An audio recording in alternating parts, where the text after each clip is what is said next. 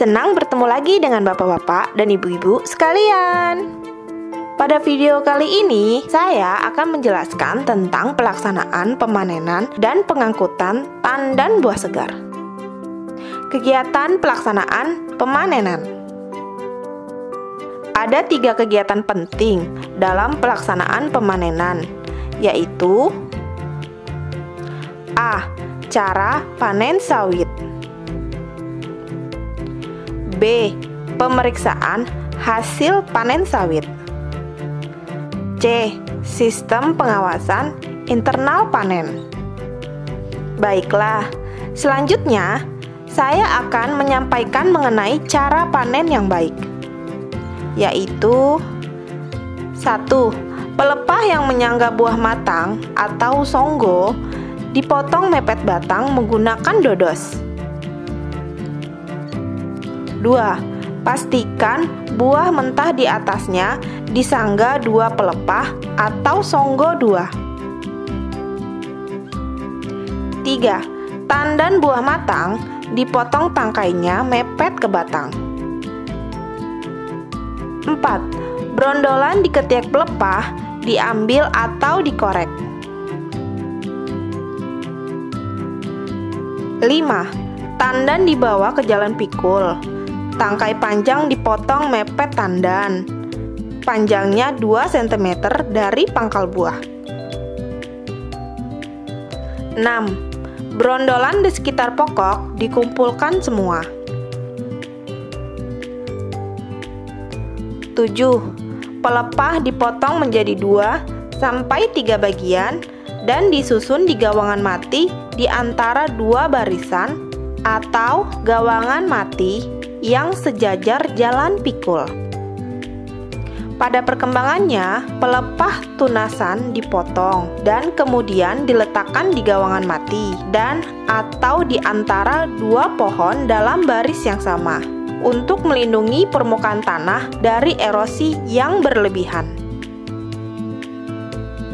8. Buah diangkut dengan kereta sorong ke TPH setelah selesai memanen.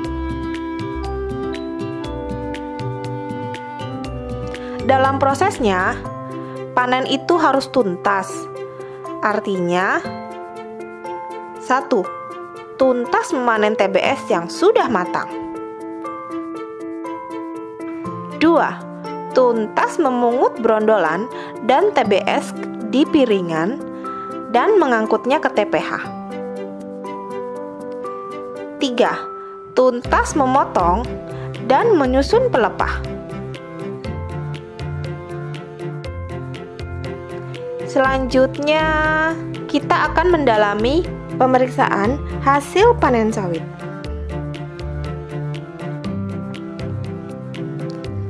Petani harus memastikan hasil panen dengan melakukan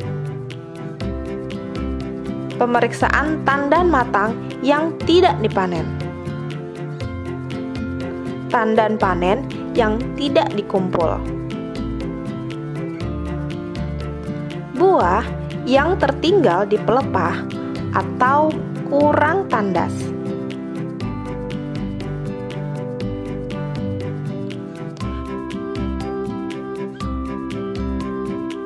Brondolan yang tertinggal di piringan pohon atau jalan pikul.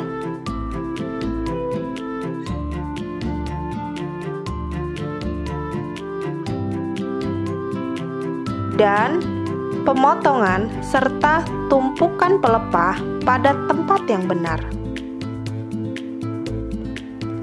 Sementara itu, di TPH, petani juga harus memperhatikan penyusunan tandan, pembersihan tandan dan brondolan, pemotongan tangkai tandan hingga mepet dan meninggalkan buah mentah dan buah busuk atau tandan kosong. Hal penting lainnya dalam pelaksanaan pemanenan adalah pengawasan internal, yaitu upaya yang dilakukan petani untuk menilai dan membandingkan pendapatan yang diperoleh dengan usaha ataupun biaya yang dikeluarkan. Pengawasan ini dilakukan dengan membuat pencatatan di formulir pencatatan hasil panen.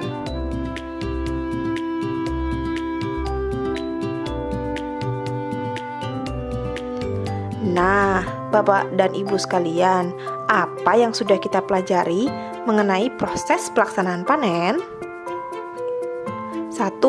Panen harus dengan tuntas. 2. Melakukan pemeriksaan hasil panen. 3. Membuat catatan untuk sistem pengawasan internal. Dari sini kita bisa melihat persiapan panen, pelaksanaan pemanenan, pengangkutan TBS dilakukan secara bertahap. Pada bagian akhir modul ini, kita akan membahas mengenai praktik pengangkutan TBS yang baik, seperti apa saja syarat TBS yang akan dijual dan sasaran dari kelancaran pengangkutan ke pabrik pengolahan.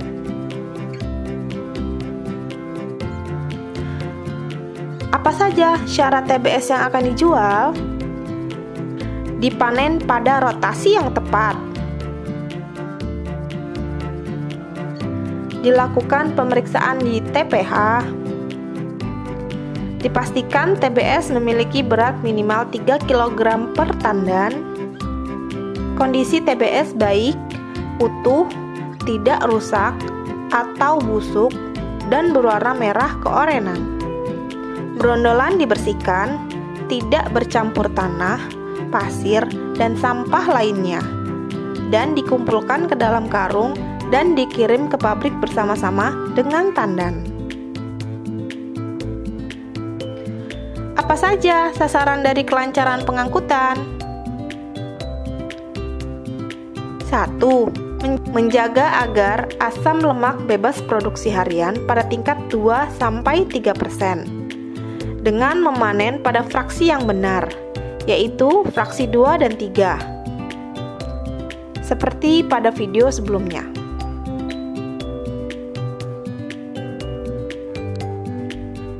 2. Menjaga kapasitas atau kelancaran pengolahan di pabrik dengan memperhatikan batas maksimal pengangkutan harian.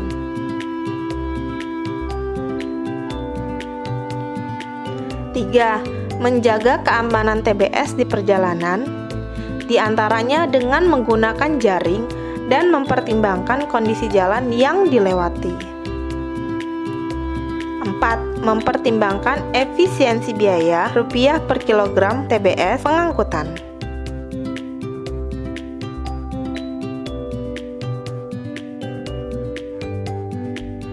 Kesesuaian pelaksanaan panen dengan prinsip dan kriteria yang ditetapkan RSPO dan ISPO akan memudahkan petani untuk mendapatkan sertifikasi. Mari mempraktikkan berkebun secara baik dan berkelanjutan, sehingga dapat bermanfaat bagi kita dan alam. Terima kasih, sampai jumpa di materi lainnya ya.